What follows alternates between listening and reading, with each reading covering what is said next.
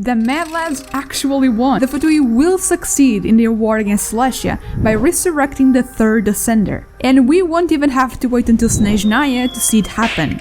We just need to hold tight until Natlan arrives. No, I haven't gone full-on delusional yet. The writers seem to be trying pretty hard to point us in this direction, if only you know where to search for the clues. So tag along as I explore exactly what Tsaritsa's plan might look like, as well as how and why the third Descender may be about to join us for round 2. This goes without saying, but keep in mind that this is just a theory, so please treat it as such. The problem with a loving, gentle heart is that it can easily be broken and frozen over by bitter resentment. That's what happened to Tsaritsa's heart on that fateful day in Conria 500 years ago. Ever since then, she has rebelled against Celestia, with the goal of burning away the old world. To do so, she tasked her harbingers with the collection of all 7 gnoses. This we have all known for a long time. What we couldn't be sure of until recently was what exactly the gnoses do and why she wants them. Thanks to Skirk, however, we now know that these objects of power are actually the remains of the unnamed third Descender. We don't know when they made their way to Teyvat, only that they should have stayed home, as they ended up becoming a sacrificial lamb of sorts. You see, the primordial one is incompetent. They stole the elemental authorities of all the dragon sovereigns, which allow one to rewrite the very nature of Teyvat. And rewrite it they did. But even with the combination of all 7 draconic powers, which granted them absolute authority, they were still struggling to suppress the natural order of the world. And that was before the second throne arrived and royally roughed them up. Heavenly Principles, the primordial one and likely their shades as well, were left in such a sorry state that they were no longer capable of carrying out their functions and keeping Teyvat in order, which means that it was time to decentralize power and push those responsibilities onto someone else, namely the Archons. In true enemies to friends trope fashion, the first and the one who came after, which might have been the second, worked together to create the gnosis, which is an overglorified way of saying that they took the third and chopped the poor guy up into 7 pieces. Rude. These divine chess pieces allow the gods who emerged victorious from the Archon War to resonate with their elemental throne in Celestia, gaining the authority of the sovereign of their element. We know that the primordial one created the fake sky, which acts as Teyvat's border, and that they are also responsible for dictating the fate of their subjects through Irminsul and the fake stars.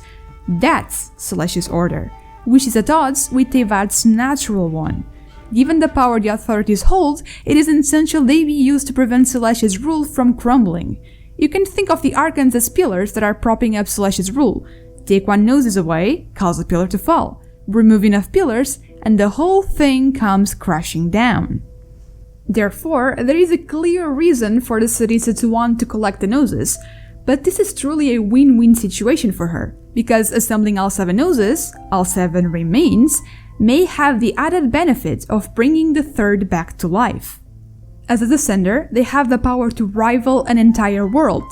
That's definitely someone the god of Cryo would want in her corner, and unlike the Traveler, who owes Tsaritsa no allegiance, this one would be indebted to her. So how can the Fatui go about resurrecting them? This idea of a powerful being who has been split into pieces coming back to life isn't new.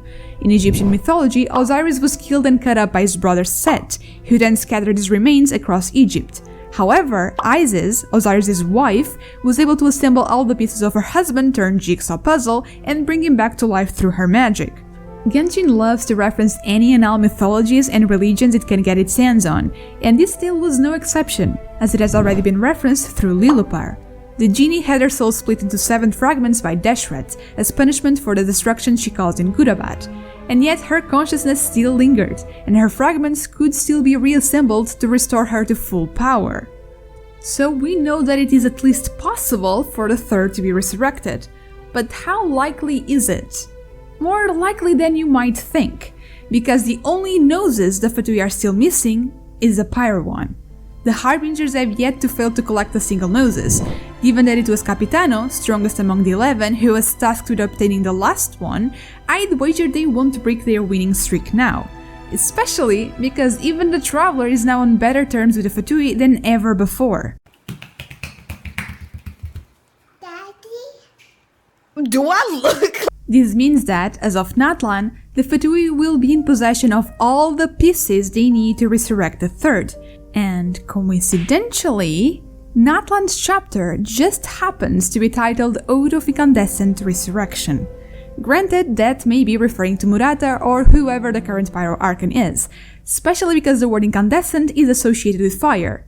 For what it's worth, I personally believe the god of fire and war will be or has already been resurrected, but that doesn't mean that she has to be the only one going through this process. Truly, I feel like the writers are trying really hard to tell us she isn't. After all, the third Descender is also heavily associated with fire. All of the elemental gemstones give us a quote from the current Archon of their element. The Cryo one is rather interesting, as it gives us a snippet of a conversation between Tsaritsa and someone who she wants help from in order to rebel against the Divine. But her wording? That alone may be enough to tell us who her interlocutor is. She apologizes to this person for making them shoulder the grievances of the world. She could just be referring to how unjust Celestia's rule is, but a grievance is a real or imagined cause for complaint, especially unfair treatment that leads to a feeling of resentment. And if you recall, the natural order of Teyvat that Celestia fights against was described as the resentment and loathing of the world. What that Tsaritsa is actually saying is that both her and the person she's talking to need to shoulder the weight of keeping Teyvat's original order at bay. A task that now befalls the Archons and their gnoses. She is talking to the gnosis, who she knows to be a fragment of the third. The rest of the quote really cements this idea, because the third is said to be very similar to the Traveler in the sense that they are equally compatible with the Teyvatian elements. But, just like the Traveler, the power of the elements is probably not intrinsic to them, but rather something they can resonate with. That means that their remains wouldn't be aligned with the different elements by default, but would instead act as vessels and amplifiers, capable of harnessing their power. They could endure the Tsaritsa's bitter cold because one of their fragments resonated with the power of Cryo, becoming the gnosis. The Tsaritsa then asks the third to burn away the old world for her, which is probably referring to Celestial Order, because by being resurrected, not only will they stop upholding Celestial Order via the gnosis, but will also gain agency to use their Descender powers to seek revenge on the Celestial Gods. This request for them to burn not only connects them to fire, but it's also highly symbolical for two different reasons.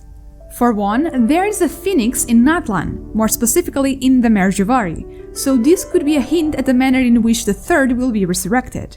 And two, it links them to the description of another gemstone, this time the Pyro one. You know, I'm starting to see a pattern with the Descenders. Nahida believes heavenly principles to be the first among the four the Fatui have recorded. If that's the case, there is a pretty good chance that the second who came is, well, the second. And both of these beings are described as being thrones of the heavens, a type of angel. Therefore, it's possible that they are from the same species and maybe even the same homeworld.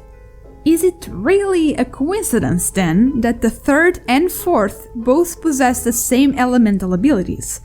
Or could the Descenders somehow come in pairs, kind of like a syzygy? After all, these elemental powers are probably not intrinsic to Descenders in general, because if the first and second share these powers, they wouldn't really need the gnosis. And elemental abilities aren't even the only thing the third shares with the Traveler. The twins arrived in Teyvat as shooting stars, celestial bodies that are believed by many to have the ability to grant wishes. The Traveler's page also hints at the great destiny that they are fated for, as it implies they will ascend to Celestia to rule Teyvat. The Chinese version of Lumine's character card takes this a step further by stating that she is the last descendant of a subjugated civilization, but that she is the one who should originally own the world. If owning a world isn't the ultimate way to gain recognition and earn a name for oneself, I don't know what is. Which is why the description of the Agnes Agate gemstone sounds so eerily familiar. A pilgrimage for a wish, a battle to earn a name. You could say that a traveler who can jump between worlds as a shooting star and who very much grants the wishes of the people by saving every nation they journey to is on a pilgrimage to a sacred place, to Celestia, and that along the way they are earning a name for themselves through their blade. But this quote isn't talking about the traveler. It's talking about this redacted person who I believe to be the third, not only because they seem to share a lot in common with the traveler, thus possibly fitting the description, but also for two other reasons mentioned by the gemstone. The second line, burned to cinders for a dream, is possibly a perfect fit for the third ascender, and that's because all of Teyvat is most likely a dream. This is something that the goddess of flowers alluded to, but it is also supported by the Sumer Samsara, this quote from the Sumer Archon quests, and above all else by the Narcissian Croy's Order quests, which are heavily inspired by Alice through the Looking Glass, and even went as far as to quote the last line of this book almost word for word. Life. What is it but a dream? So, let's roll with that and replace the word dream with Teyvat in the quote we are discussing. What is the burning referring to then? To answer that, let's go back to the Traveler's character page, where we are told that their ascension will stop the world from burning anymore. According to Alice, Teyvat's borders have been weakening for a couple of years now. Celestia's orders seem to be unstable, even before the Fatui got all hands on deck. As a descender, the Traveler could stop this burning by changing the order of the world.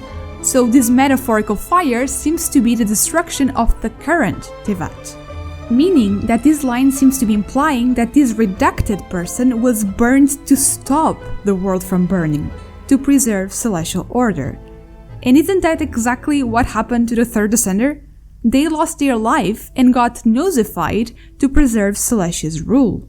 And then the last line hammers it home by telling us that the truth of this person will be learned by a male character.